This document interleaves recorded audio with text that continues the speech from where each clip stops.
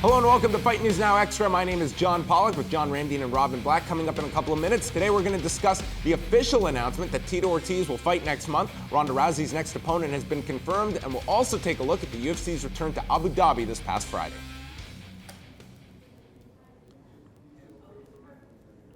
Roy Nelson secured the knockout victory and a $50,000 performance bonus on Friday after knocking out legendary heavyweight Antonio Rodrigo Nogueira at 3:37 of the opening round. Nelson caught Nogueira early with an uppercut to stun him and followed it up with more success from the right hand before depositing Nogueira to the mat.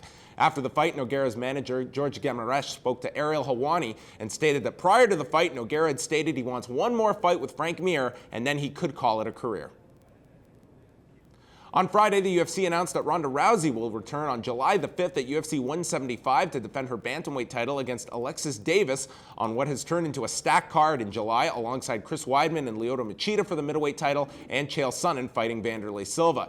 Davis has won her last 5 fights, with her last bout a split decision victory over Jessica Ai at UFC 170. And it was made official on Friday night on the Bellator broadcast that Tito Ortiz will in fact fight Bellator middleweight champion Alexander Shlemenko, with Shlemenko coming up from 185 pounds to fight Ortiz at light heavyweight. Tito Ortiz has only 1 win in his last 8, while Shlemenko has been victorious in his last 13 fights.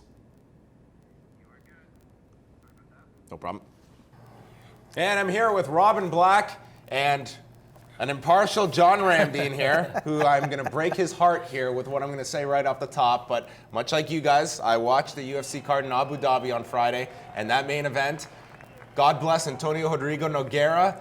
I do not want to see this man fight again. That guy was just, he was slower than even usual for him, and I just don't want to see these guys take this ungodly punishment that we are undoubtedly going to see. And maybe this was coupled with the announcement later that night with Tito Ortiz that we'll discuss.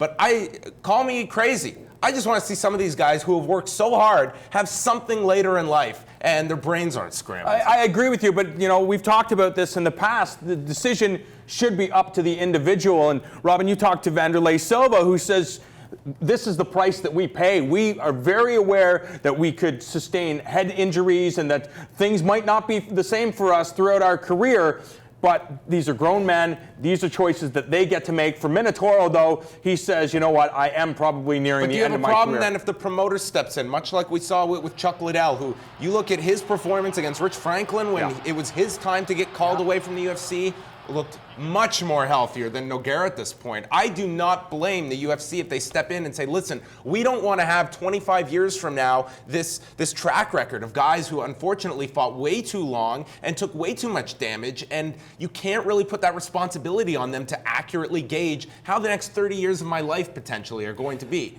I agree that, if the doctors say, we're not going to license you, you've done too much damage, or if the promoter says, I'm just not using you anymore, that's their choice. Did you see what it said on Nogueira's shirt when he walked out? It said, never quit. He wore it on a t-shirt. Sometimes people are like, hey, you should put that on a t-shirt. The dude literally put that on a t-shirt. So if you're going to stop him from fighting, someone else needs to make that choice. He's not going to make it.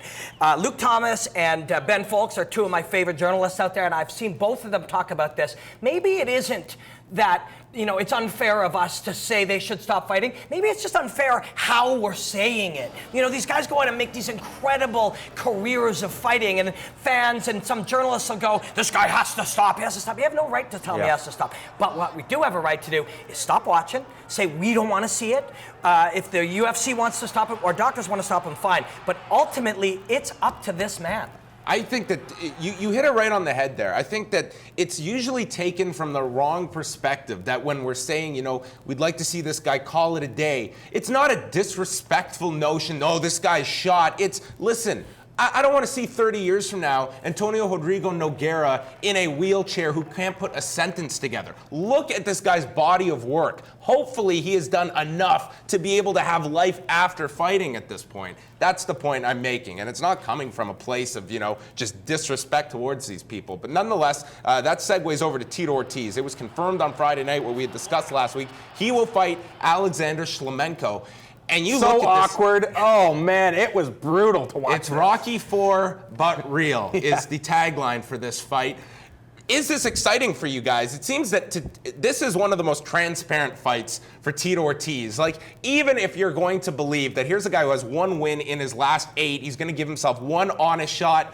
He's not even doing that. This is in 4 weeks he's going to be fighting this guy. I mean, is this just completely Tito acknowledging I am the sacrificial lamb here and I just want to stamp a paycheck at the end of this? Yes, I think that's what it comes down to. I think these athletes that are involved in mixed martial arts, they aren't doing it for free. They're trying to max it out and trying to make as much money as humanly possible. Tito Ortiz no longer fights in the world's biggest mixed martial arts promotion, so he's now in Bellator and he's got to get a payday. And I guess right now, this fight with Alexander Shlemenko is interesting enough for the hardcore fans and maybe some casual fans that are like, oh, Tito Ortiz?